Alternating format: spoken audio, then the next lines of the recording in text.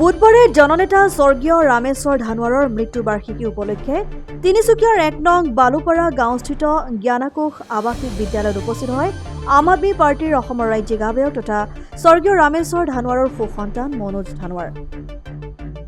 তেখেতে পিতৃৰ মৃত্যুবাৰ্ষিকীৰ লগত সংগতি ৰাখি এক বিশেষ অনুষ্ঠানৰ আয়োজন কৰে। প্ৰথম কাৰ্যসূচী অনুসৰি ডিগবৈ সমষ্টিৰ প্ৰাক্তন বিধায়ক তথা অসম চৰকাৰৰ প্ৰাক্তন মন্ত্ৰী সকলোৰে প্ৰিয় নেতা স্বৰ্গীয় ৰামেশ্বৰ ধানোৱাৰৰ সোঁৱৰণত ছাত্ৰ-ছাত্ৰীসকলে এটি প্ৰাৰ্থনা পৰিৱেশন কৰে।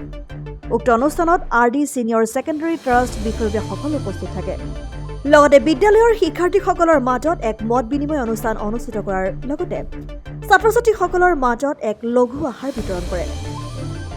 শেষত ছাত্ৰ-ছাত্ৰীসকলক অংশগ্ৰহণ কৰাৰ বাবে মনোজ ধানোৱাৰৰ লগতে RD ছিনিয়ৰ ছেকেণ্ডেৰী ট্ৰাষ্টৰ সমূহ বিষয়ববীয়াই কৃতজ্ঞতা জ্ঞাপন কৰে। লগতে ছাত্ৰ-ছাত্ৰীসকলৰ উজ্জ্বল ভৱিষ্যত কামনা কৰে।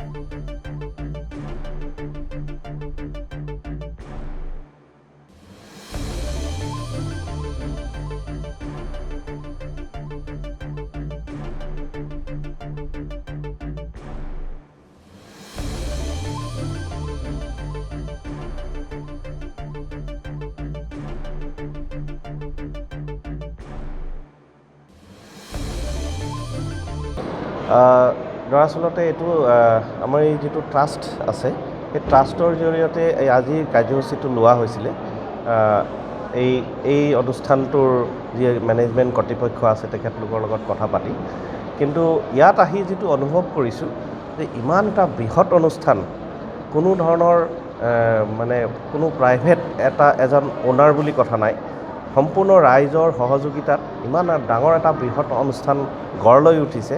প্ৰায় 140জন ছাত্ৰ ছাত্ৰীক তেওঁলোকে সম্পূৰ্ণৰূপে তেওঁলোকে সমৰ্থন দি মেলি তেওঁলোকক আগবঢ়াই লৈ গৈছে। কেৱল শিক্ষাৰ ক্ষেত্ৰত নহয়, সম্পূৰ্ণৰূপে এইটো সঁচাকৈ এটা বিৰাট শলাগ ল'ব লগা কথা বুলি মই অনুভৱ কৰিছোঁ।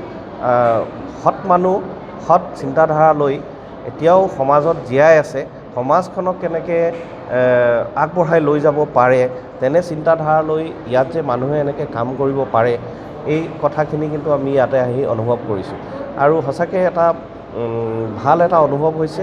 আৰু ভৱিষ্যতে আশা কৰিছোঁ এনেধৰণৰ অনুষ্ঠানক আমিও কিঞ্চিত মাত্ৰা হ'লেও সহায় কৰি যদি আগবঢ়াই লৈ যাব পাৰোঁ, নিজকে ধন্য বুলি অনুভৱ কৰিম। আজি ইয়াত উপস্থিত হৈছে তেখেতসকল আৰু ছাত্ৰ ছাত্ৰীৰ লগত মত বিনিময় কৰিলে। আপোনালোকৰ বিষয়ে ভালকৈ জানিলে, তেওঁলোকে কি ক'ব?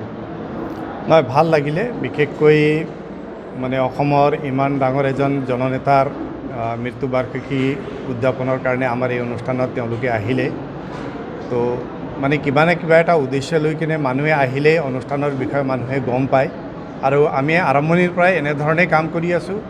ৰাইজে নিজে স্বতঃস্ফূৰ্তভাৱে নিজৰ স্বইচ্ছাৰে আহি কিনে যোনে যি পাৰে, আমি কাৰোৰ ওচৰত গৈ কিনে বা তেনেকৈ এইটো দিব লাগে, এইটো কৰিব লাগে তেনেধৰণৰ নহয়।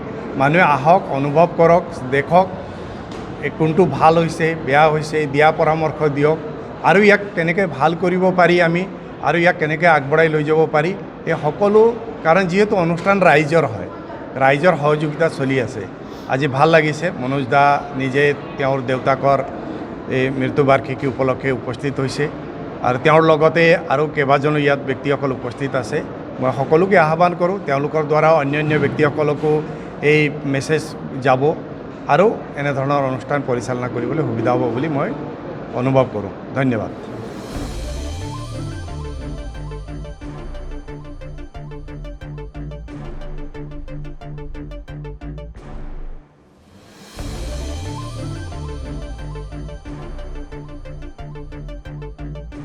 তিনিচুকীয়াৰ পৰা অজয় শৰ্মা ৰিপৰ্ট, ডেমক্ৰেটিক আছাম।